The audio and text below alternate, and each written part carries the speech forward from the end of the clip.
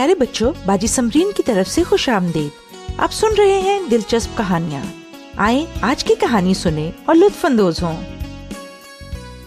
मूसा, खरूज 13वां बाब।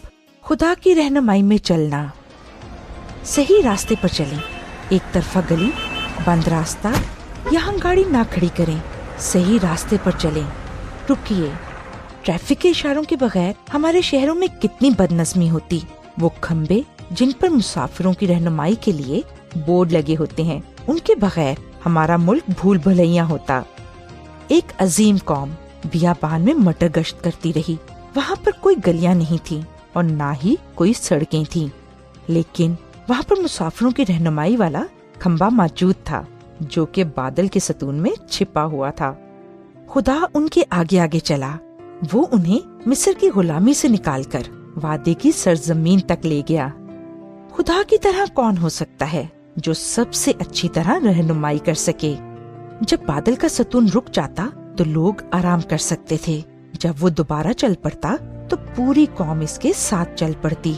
रात के वक्त ये आग का सतून बन जाता और रात को रोशन कर देता, एक रोशन तरीन लाइट से भी ज्यादा रोशन। खुदा की तरह कौन हो सकता है जो सबसे अच्छी तरह रहनुमाई कर सके। बादल रुक गया है, हम यहाँ पर अपने खैमे लगा सकते हैं। ठीक बहरे कुल्ज़म पर। ये तो बड़ा अच्छा है। क्या हमें तैरने के लिए जाने की इजाजत है?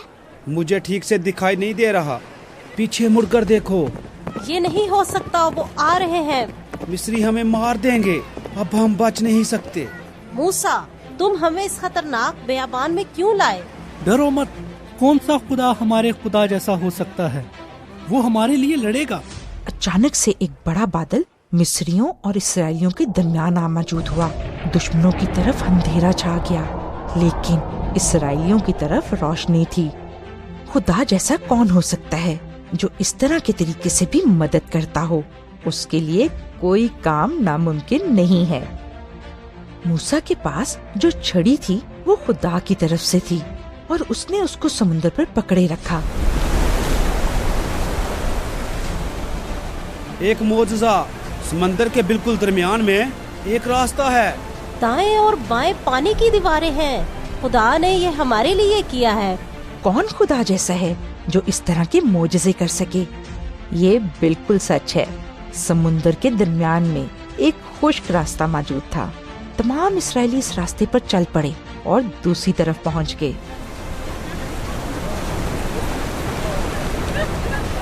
उनके पीछे चलो, समंदर में मौजूद रास्ता हमारे लिए भी है। अरे ये रथ के पहिए जाम हो गए हैं, हमारा आखिर आ गया है। खुदा हमारे खिलाफ लड़ रहा है। ये मिस्रियों के आखिरी अल्फाज थे। दोनों तरफ से पानी की दीवारें टूटकर उन पर आ गिरी। सैलाब ने मिस्र की पूरी फौज को घेर लिया। बच गए, हम बच गए। हमारे खुदा ने हमारे दुश्मनों पर फतह पाई, एक ही बार में सबके लिए। खुशी से भरे हुए उन्होंने खुदावन की शुक्रगुजारी का गीत गाया। अच्छा बच्चों, अब बाजी समरीन को इजाजत दें। खुदा हाफिज। मज़ीद मालूमात के लिए आप हमें इस ईमेल पर राब्ता करें। दिलचस्प कहानी @gmail.com dilchasp kahani @gmail.com।